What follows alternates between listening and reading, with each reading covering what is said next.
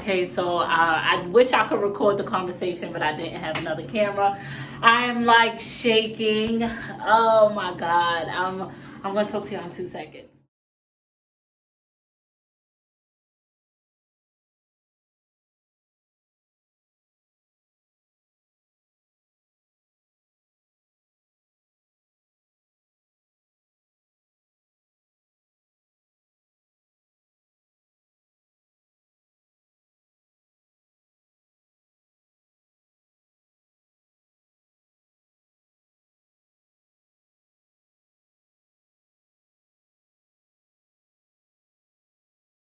MOMMIANA game?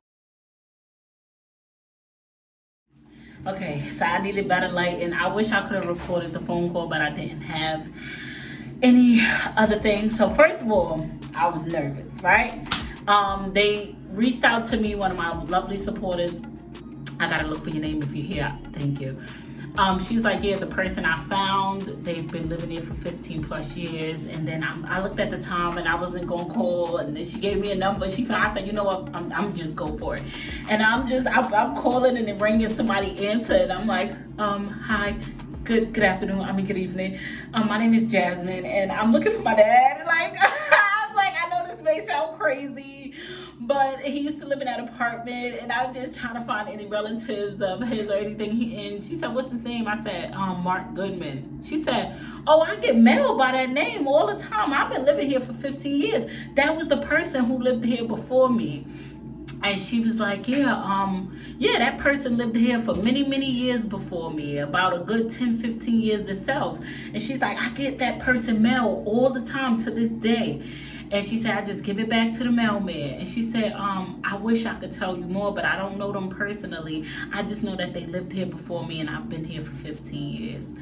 And she gave me a number. She said, what you can do is this is the project, you can call housing, and housing should have a list of their known relatives and their previous addresses, which I don't think that'll do any good, because what I do know is his mom, Daisy, she said she got mail in that name before, and his brother, Tyrone, she said she got mail in that name before, and him, they're all 3 deceased.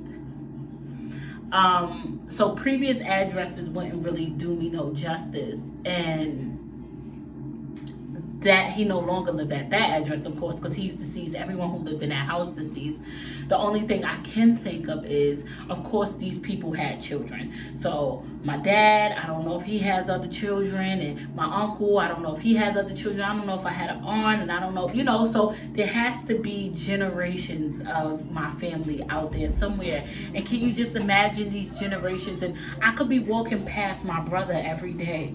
My cousin could be watching me right now. Like that just blows my mind. But what I am happy is she did say Mark Good, that mail comes there all the time, even though they're deceased. And now I just don't know where to start after that.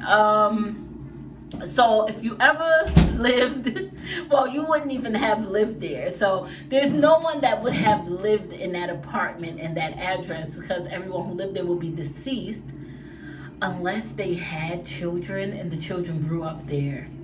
But then that would be the lady, and she's not related to them. So I don't know. I don't know where to take it from there, but I am happy that I know that that's where he used to live. Like, oh my God. So I just asked her if she gets a piece of mail again, can she hold it for me? And she said as soon as she get another piece of mail, because she get it all the time, she'll call me. I just want to look at his name. If I just want to visibly see it, that'll make me happy. And I want to just hold on to something, a piece of his mail. I know that it's a start. I don't know how far this can go. I don't know, maybe my brother's in jail. I have a brother that's in jail. Maybe I can look up every Goodman in the world. But I don't know, like, maybe your dad is Mark Goodman. That's my dad. Hey, brother. Like, I really don't. Maybe I have a sister. She looks just like, do you look like me? We're sisters. Is your last name Goodman? You're my sister. Maybe you got your mom last name, because clearly our dad was a deadbeat, because I don't have his last name. It's a lot to take it. Maybe you don't know that Mark Goodman is your dad, and I'm just finding out he's my dad. And since you never knew he was your dad, you don't even know we're sisters. Everybody put their DNA in the system so they could put mine in and we could just find each other. Because do they already have DNA in the system? I didn't do anything for my DNA to ever be in the system. So how would someone else do it? I don't know. Anyway, if you look like me, holla at me. Like, I'm just happy to know something, and let's get on with life. I'm excited. Come on, baby, let's continue. Good morning. So yesterday was Wednesday, today's Thursday. I just finished dropping every kid to school. This is why I look like their dad this morning instead of their mom. Life was hectic. You ever had a hectic morning where you just like wake up, your alarm didn't go off on time and you overslept, and I was hustling and bustling to get every kid together. It was horrible. And I've been rocking these 2 braids because I can't find hats. Like, usually when I'm in a rush, I throw a hat on my head. My body, mind, and soul just can't get me to walk outside in a bonnet. I don't even wear them to bed half the time. Like, my hair gotta be done. I'm not walking outside in nobody's bonnet. Nothing against you ladies who do it. It's just not for me. So I can't find no hat, so I just been throwing 2 braids in my hair. But anyway, I've been up all night. All night, I couldn't sleep. My brain was just going and going. I spoke to y'all yesterday after one of my wonderful supporters sent me the information, and I got confirmation that my dad did used to live at that address, and she said she was gonna hold mail for me, and it was beautiful. But my heart, for some reason, wasn't content. So last night I stayed up for hours and hours and hours, and I checked my email, and one of my lovely supporters found him on People's Finder. They found everything about him, everything. I paid the subscription to get a full detailed background check, right, for him. So here's what it is. So my dad died in 2001. My uncle died in 2013. My dad and my uncle got evicted from 430 West 125th Street, which is the projects, and they moved to the other side of the projects when they got evicted from that apartment. My dad also and his brother faced eviction inside of that apartment that they moved to on the other side. So with me doing all this research,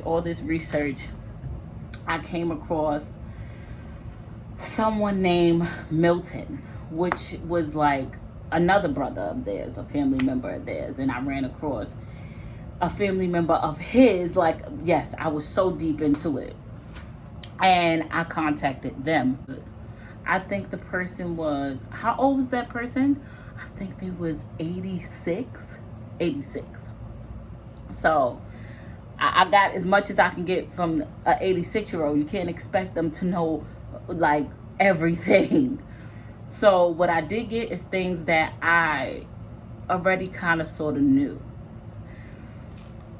I knew that, let me just backtrack for a second. As a kid, you know how when they say grown-ups is talking, leave the room, but you grown, you think you grown, so you listen, and when you hear something, you can't unhear it. I know from a child and being nosy that this isn't my mother's first run with addiction. When my mother, I don't know exact dates and times, but I know before my mom had me, she suffered addiction at a really young age, right?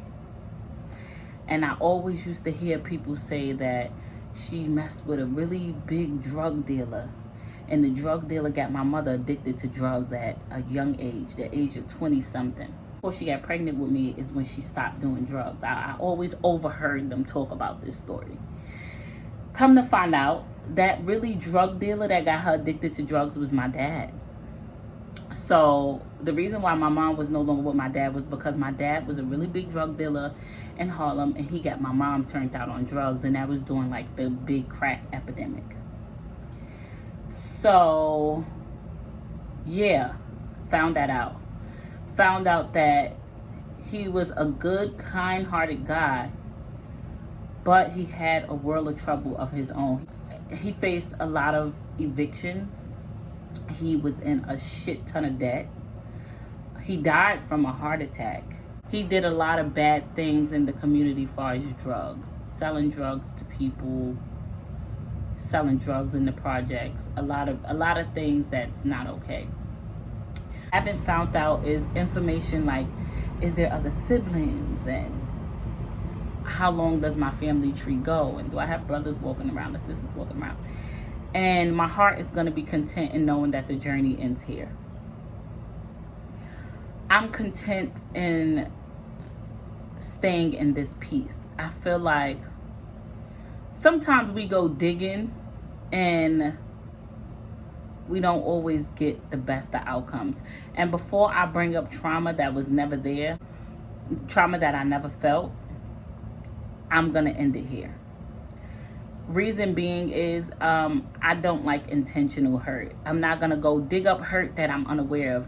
I was hurt that I didn't know my dad, and I was hurt that I didn't know if I had family members around, and I always wanted to find that out. I find peace in knowing that my grandmother, my uncle, my dad are deceased. I know where they lived. I don't know all the things I should know, but I think it's time for me to stop this journey here.